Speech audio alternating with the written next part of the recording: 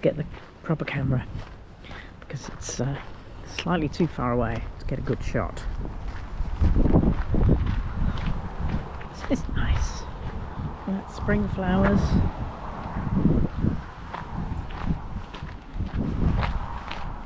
So there's The Facelessness of Youth. It's by Bronte Naylor. I'll look it up and see what that means. It's one of the murals in Tumby on the Roadhouse, Tumby Bay on the Roadhouse. So a bit noisy in here. This is a Eyre Peninsula Cornish pasty. Second time I've seen this with the crust on the top, not the outside. But this place is absolutely buzzing. Fantastic. Tumby Bay Bakery. Come here. How's yours? Look at this. This is Cleve Community RV Park. It's $20 a night. Look at this, I mean. Wow. It's fabulous. A couple of showers over there. Dump point. Community halls over there. Book exchange, information. Over here, there's powered sites. Power and water. Camp kitchen over there. Trisha went in and said it's got every mod con.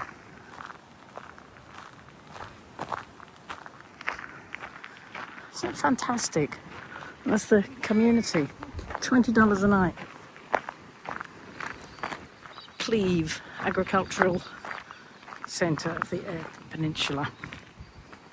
And Molly, of course, is very happy with the grass. So that was a fella called Odd Job Baldy that just passed. And this is the mural and the sculpture in Cleve.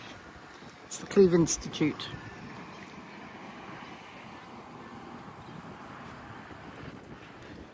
So this little piece tells us how Bonnie the Clydesdale was made by Turtle, the artist, out of scrap lying around the farm and from scrap given to him. So this is an idea of what to do with your old golf clubs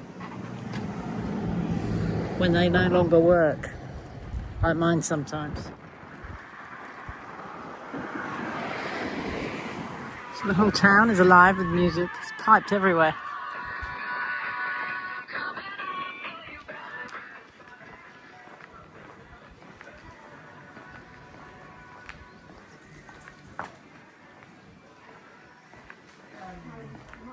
So we stopped to have a look at Loch. We were coming through.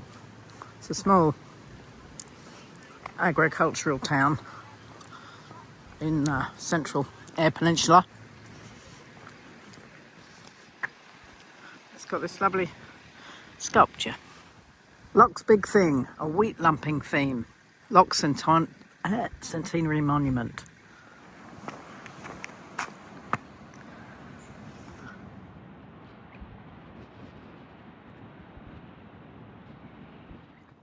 So our own wood in up. That's the op shop. It's closed. Saturday afternoon. This town was only proclaimed in 1916, so relatively new. But it's very quiet. So I think this is the bustling high street. Backdrop to all of these towns here in the central Eyre Peninsula. So this is the pharmacy and a hat shop. I've got the Christmas tree up, I can see. Population 1100. They could be all out harvesting because we saw people harvesting, didn't we? A place, the Bowen Therapy Care. Looks to be for sale. The next place. Next little shop for sale. It's a shame. I guess it's a struggle in a little town like this. Pretty little spot.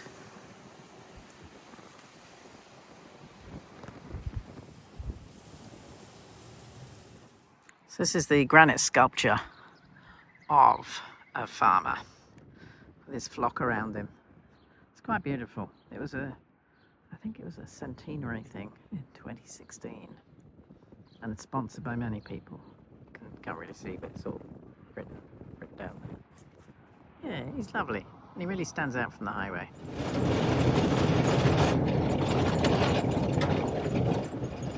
Yeah.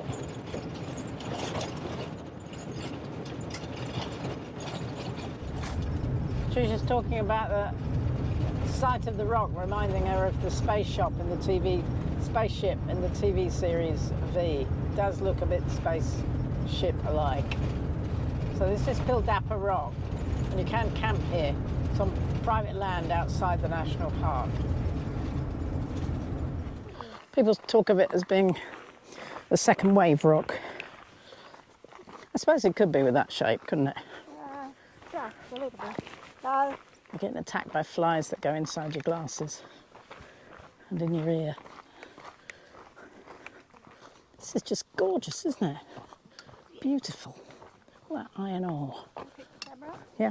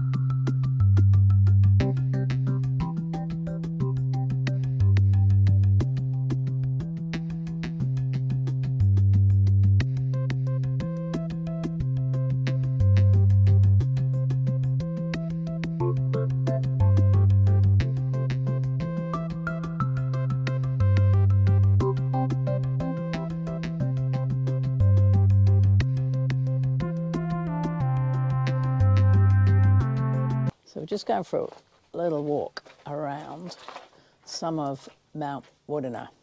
It's the second largest Inselberg in Australia, after that rather large one in the Northern Territory. It's a beautiful looking thing. Luckily, this Whyalla Scenic Drive and all the rocks on it is not national park, so we can take Molly, which is great. So we can't go into the Gawler Ranges National Park. So there is a path up there.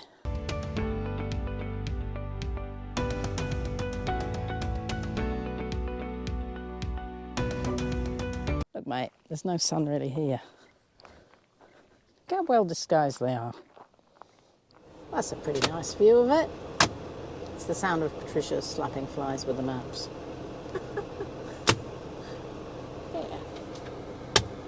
All right, we should continue on our Whyalla Scenic Drive. We could call that a wide vehicle. Don't go over those. Oh, he's pulling over. What a nice guy. Because it is, of course, harvest time. Yeah. So people are busy harvesting. I think this is amazing. They just tow the silo.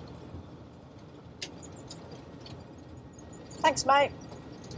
It's very beautiful through here, isn't it? With the orange and the green, and then the yellow if the wheat's still in the field.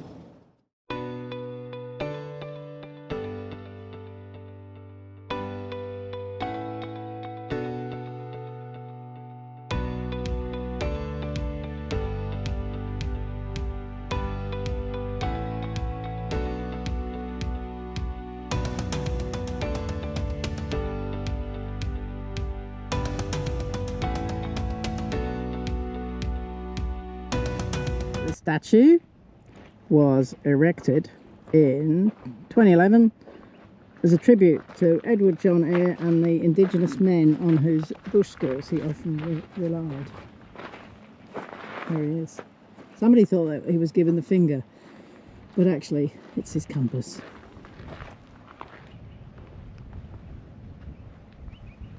Looking out there. Oh, and there's the silo down there. I think down there is Kimba, a little town with its beautiful silo. So nice. Look, a golf course in there. There is a golf course down there. And there's a walking trail. There's all sorts here. But today, We're moving through, aren't we? Yes. We're in Iron Knob. So the name Iron Knob first appeared on a pastoral lease in 1854. And then two guys made a mineral claim. And they worked for a company called Broken Hill Proprietary, which may be more familiar as BHP. So mine commenced in 1900. There's a massive mine here.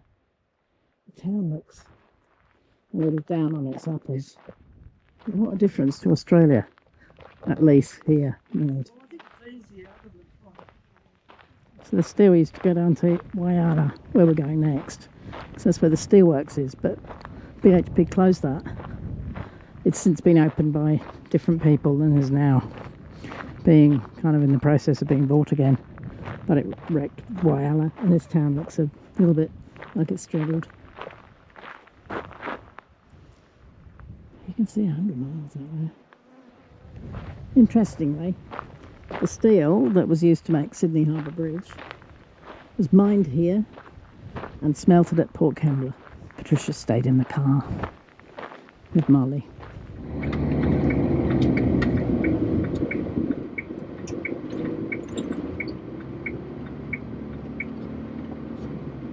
Town looks like it's had better days, doesn't it? Don't think it's a town anymore. Maybe not.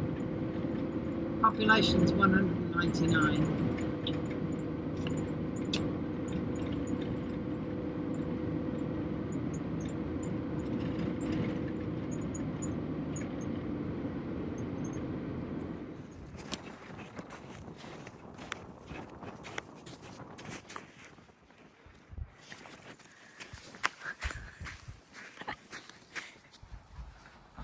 It's amazing.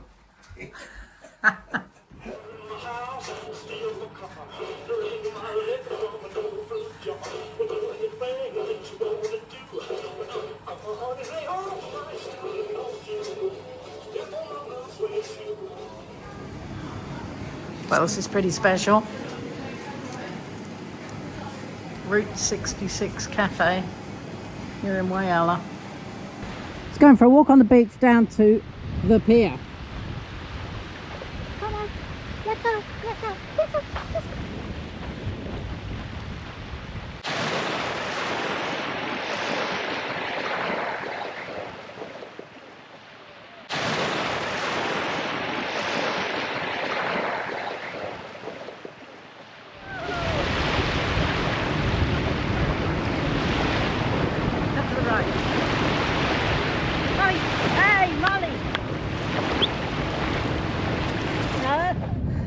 So this jetty was originally just your average normal straight jetty constructed in 1975, but it needed replacing in 2017, and so the council asked the people of Whyalla, what do you want? And they said, let's have a spectacular circular jetty that is unique to this place, and here it is.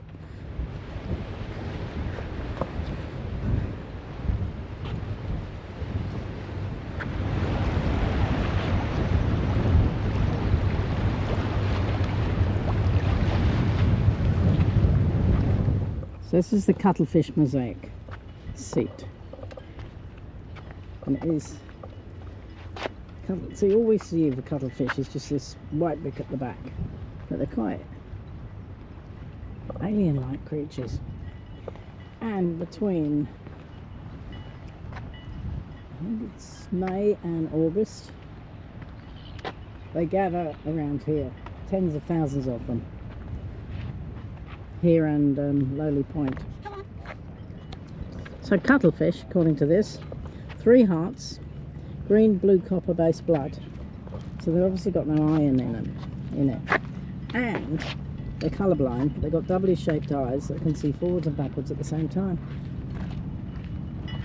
That'd be handy driving, wouldn't it? Iron ore pellets. So very little of the magnetite is exported. It's used solely to make the iron ore pellets. Okay, so this one is He's most probably taking that Yeah. across to the steelworks. It's just incredible. Look.